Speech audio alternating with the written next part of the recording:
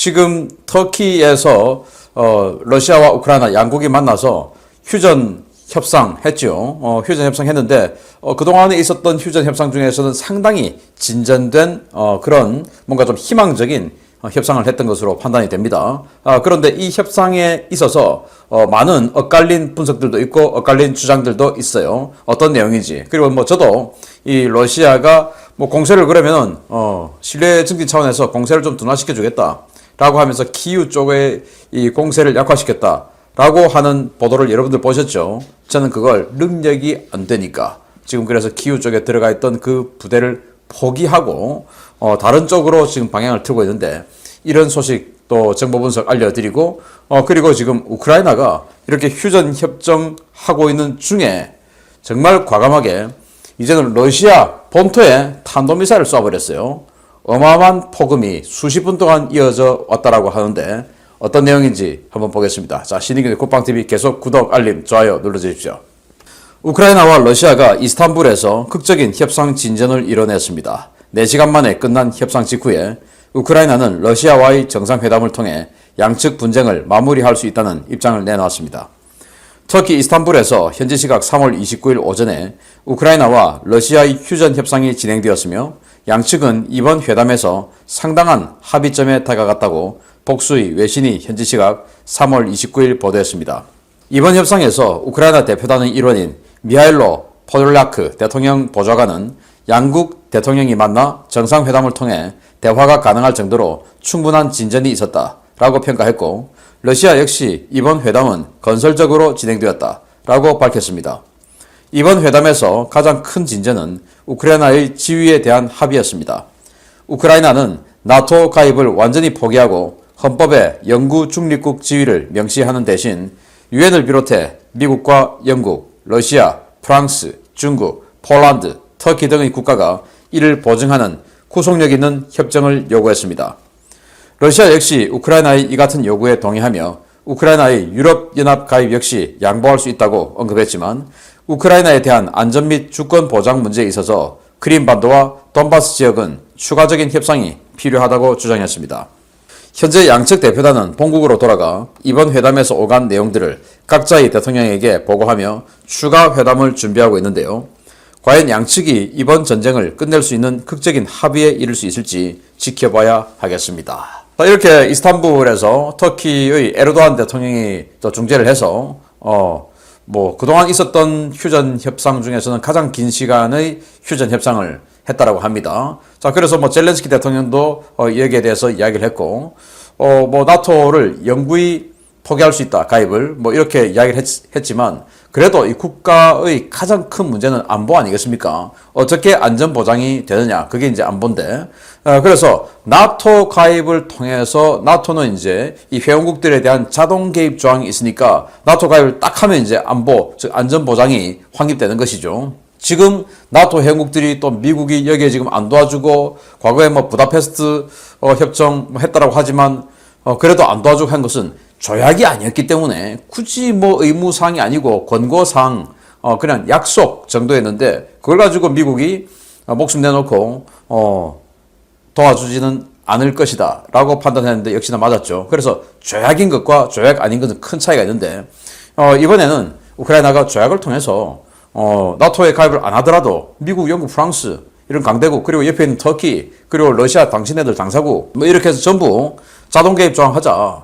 우리가 중립국 스위스나 오스트리아처럼 중립국을 선언하는 대신 만약에 러시아가 쳐들어오면 이 미영프 또 터키가 도와주고 또 미영프가 쳐들어오면 러시아가 도와주고 하는 이 자동 개입 조항 마련하자라는 게 이제 이 우크라이나 측의 주장이고 러시아는 거기까지는 지금 동의를 하고 싶지는 않죠. 그런 상황. 그리고 또 이제 가장 첨예하게 대립되는 것이 바로 크림반도와 돈바스 지역이죠. 여기에서 만약에 젤렌스키 대통령이 크림반도와 돈바스 지역을 포기하는 쪽으로 휴전 협상을 마무리하게 되면 이렇게 열심히 노력해가지고 나라를 지킨 그런 정치적인 이익이 전혀 생기지 않을 수밖에 없습니다. 국민들은 처음에는 지금 나라가 지켜졌으니까 그래 젤렌스키 잘했어. 젤렌스키 덕분이야. 라고 하는 그런 우호적인 여론이 있겠죠. 지금은 국가의 명운이 완전히 경각에 달려 있으니까 그런 식으로 뭉쳐서 젤렌스키 대통령에 대한 지지도가 높을 수밖에 없지만 이게 이제 전국이 안정되면 야당에서 또는 경쟁자가 이야기를 하는 것이죠. 내가 만약에 저 자리에 있었으면 난 크림반도 받아왔다. 내가 저 자리에 있었으면 난 돈바스 안 뺏겼다.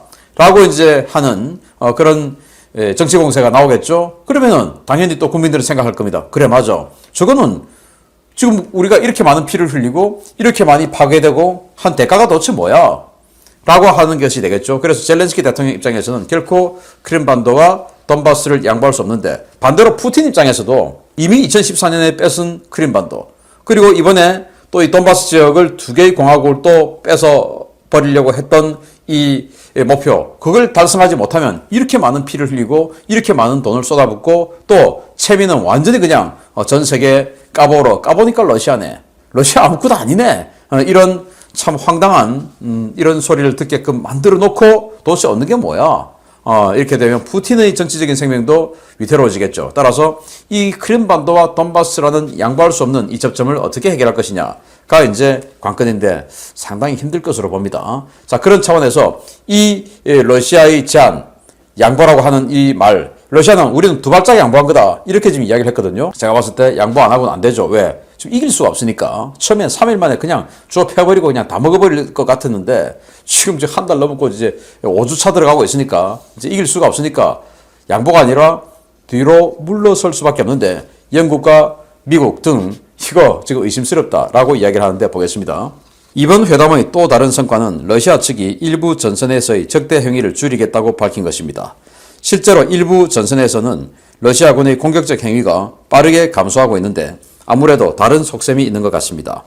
러시아는 이번 이스탄불 회담을 통해 우크라이나와의 이견을 많이 좁혔으며 우크라이나 측의 잘 정리된 입장을 전달받았고 이를 푸틴 대통령에게 보고할 것이라고 알렉산드르 포민 러시아 측 협상 대표가 현지 시각 3월 29일 밝혔습니다.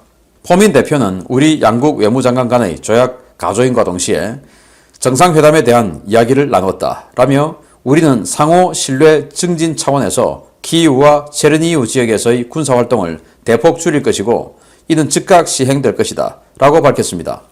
실제로 이 발언 직후에 키이우 서남부 지역과 체르니우 일대에 쏟아지던 러시아군의 대규모 포격이 멈추었고 러시아군의 공격적인 행위도 크게 감소한 것으로 보고되고 있는데요.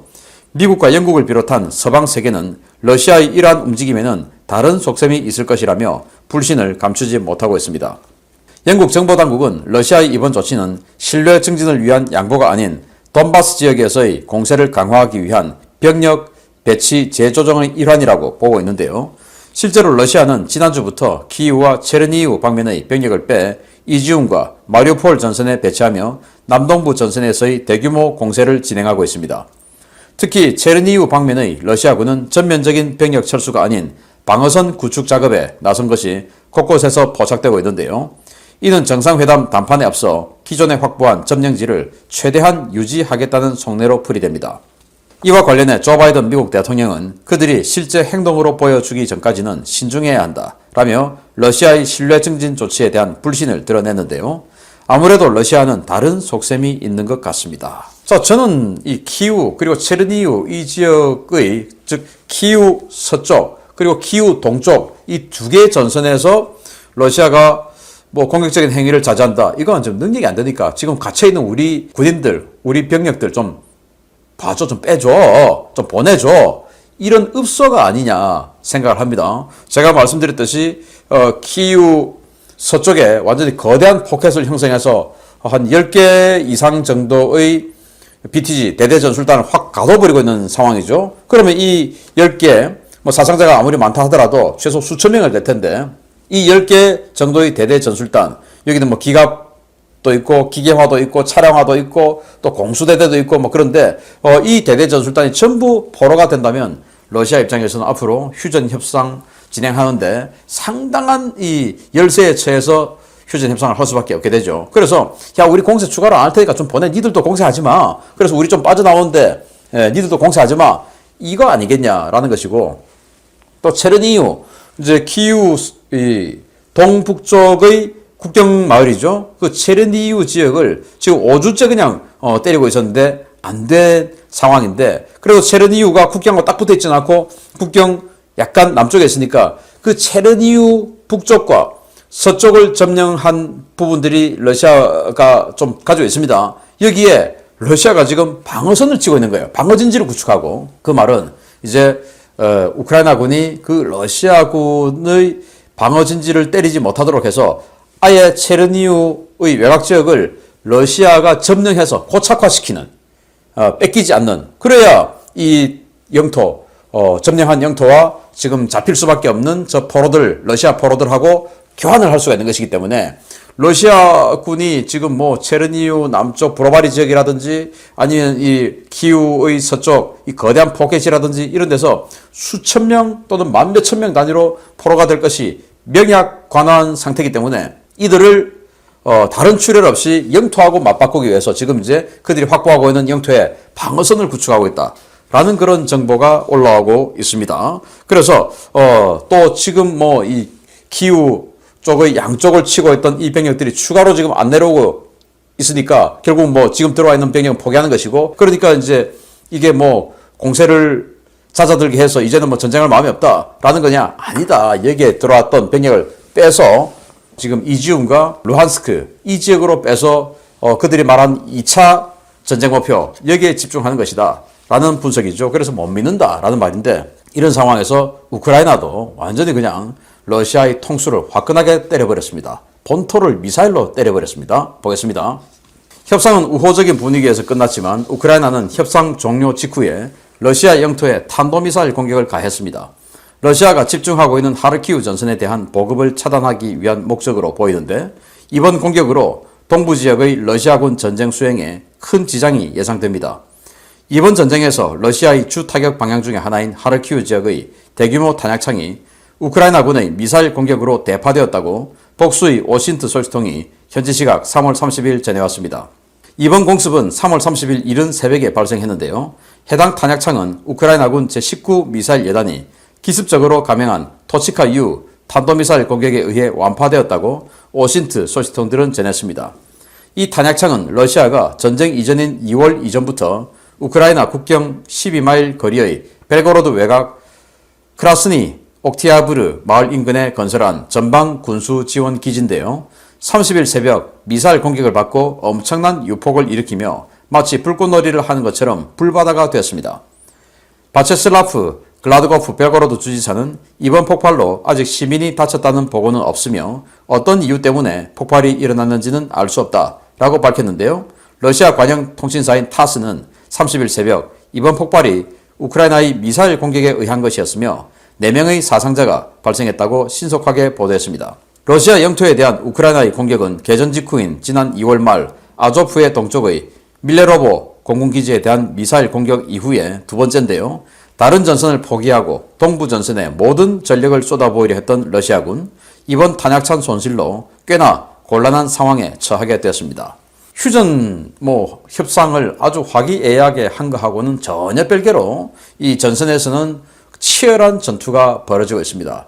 우리 6.25 전쟁도 그랬죠. 판문점에서 계속 만나서 휴전 협상을 했습니다만은 이 휴전선, 이 전선 곳곳에서는 정말 치열한 기빌선 고지라든지 백마 고지라든지 정말 어마어마하게 격전이 벌어져서 한 뼘의 땅이라도 더 차지하기 위한 노력이 2년이나 진행되었죠. 정말 그때 흘린 피가 그 이전에 진짜 전쟁할 때 흘렸던 피보다 더 많이 흘렸다고 하는데요. 그게 바로 전쟁이고 휴전 협상 아니겠습니까? 그래서 지금 보시다시피 이런 폭발이 10여 분이나 지속됐다고 합니다.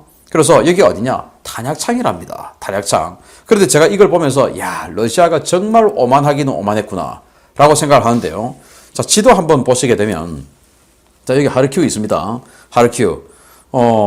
근데 하르키우가 국경에서 한 20km 떨어져 있죠? 그런데 이 국경에서 12마일, 그러니까 한 18, 9km 정도 떨어져 있는, 20km 정도 떨어져 있는 이곳에다가 탄약창을 만들었으니까 포사격 거리 내 탄약창 만드는 법이 어디 있습니까? 그건 적군을 완전히 그냥 진짜 아무것도 아닌 그런 상대로 본 것이죠. 그냥 어흥하면 헉하고 자빠지는 이런 상대로 본 것이죠. 그래서 최초에 이 개전 9시간 만에 키우에 러시아군 특수부대가 나타났다. 그래가지고 그날 밤에 당장 대통령하고 여러 가지 이 국가 고위 인사들 다 잡혀갈 것처럼 이렇게 얘기했지 않습니까?